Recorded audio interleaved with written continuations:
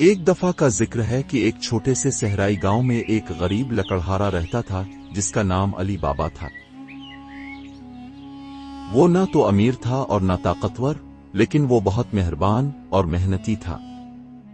ہر دن وہ اپنے خچر کے ساتھ جنگل میں لکڑیاں جمع کرنے کے لیے نکلتا اور لکڑیاں کاٹ کے گھر لاتا، لیکن وہ نہیں جانتا تھا کہ اس کی زندگی ایک دن ہمیشہ کے لیے بدلنے والی ہے۔ ایک صبح علی بابا اپنے خچر کے ساتھ جنگل کی طرف نکل پڑا۔ جب وہ جنگل میں پہنچ گیا، اس نے کچھ عجیب دیکھا کہ کچھ لوگ ایک بڑے چٹان کی طرف جا رہے ہیں۔ وہ لوگ، جن کی قیادت ایک لمبے آدمی کے ہاتھ میں تھی، وہ آہستہ سے بات کر رہے تھے۔ کھل جا سمسم، قائد نے آواز دی، اور چٹان آہستہ آہستہ ہٹ گئی، جس کے پیچھے خزانے سے بھری ہوئی ایک غار چھپی ہوئی تھی اور سونا، چمکتے ہوئے جواہرات اور چاندی کے تلوار ہوا۔ یہ کیا راز ہے؟ علی بابا ایک درخت کے پیچھے چھپ گیا۔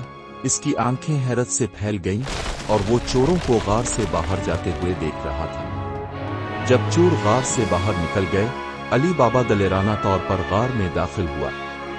یہ ایک جادوئی غار تھا جس میں خزانے کی بھرمار تھی۔ وہ اپنی آنکھوں پر یقین نہیں کر پا رہا تھا۔ احتیاط سے اس نے کچھ سونا اپنے کپڑے میں ڈال لیا اور بند ہو جا سمسم کہتے ہوئے اس نے غار کو دوبارہ بند ہوتے ہوئے دیکھا۔ اس شام علی بابا اپنے گھر واپس آیا اور اپنی بیوی کو اپنا راز بتایا۔ ہمیں اس خزانے کو ہوشیاری سے استعمال کرنا چاہیے، اس نے کہا۔ لیکن علی بابا کا بھائی قاسم ان کی باتیں سن رہا تھا۔ اگر علی بابا خزانہ لے سکتا ہے تو میں کیوں نہیں؟ تو قاسم تیزی سے غار میں پہنچا اور ساری دولت اپنے لیے لینے کی لالچ میں تھا۔ وہ غار میں داخل ہوا لیکن اپنی لالچ میں واپسی کے الفاظ بھول گیا۔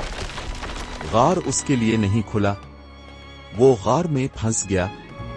چور واپس آئے اور جب انہوں نے قاسم کو اپنے خزانے کی غار میں پکڑ لیا، وہ بہت غصے میں تھے۔ غریب قاسم پکڑا گیا۔ علی بابا کے گھر میں اس کی ہوشیار خادمہ مرجانہ نے یہ خبر سنی۔ چور حملہ کرنے والے ہیں، اس نے سرگوشی کی۔ مرجانہ نہ صرف بہادر تھی بلکہ بہت ہوشیار بھی تھی۔ اس نے فوراً سوچا اور کچھ کرنے کا فیصلہ کیا۔ چوروں کا قائد ایک تیل فروش کے بھیس میں علی بابا کے گھر آیا اور اپنے ساتھیوں کو تیل کے بڑے ڈبوں میں چھپائے ہوئے تھا۔ مرجانہ نے فوراً کچھ غلط محسوس کیا۔ اس نے ان ڈبوں میں گرم تیل ڈال دیا اور چور ڈبوں سے باہر نکل کر خوف سے دوڑ گئے۔ رات کے وقت چوروں کا قائد ایک نیک مہمان کے بھیس میں علی بابا کے ساتھ بیٹھا چائے پی رہے تھے، لیکن مرجانہ تیار تھی۔ جیسے ہی وہ اندر آئی، اس نے چوروں کے قائد کو پکڑ لیا۔ اگلے روز سورج چمکتا ہوا طلوع ہوا۔ انہوں نے خزانے کو اپنے گاؤں والوں کے ساتھ بانٹ لیا اور مدد کی۔ مرجانہ کو اس کی بہادری پر عزت دی گئی، اور یوں علی بابا اور اس کا خاندان چوروں سے بچ گئی اور خوشی سے رہنے لگے، اپنی نئی دولت کو دنیا کی بھلا کے لیے استعمال کیا۔ اور مرجانہ، ہوشیار خادمہ، ایک ہیرو کے طور پر جانی گئی، یہ ثابت کرتے ہوئے کہ حوصلہ، حکمت اور مہربانی ہمیشہ لالچ سے بڑی ہوتی ہے۔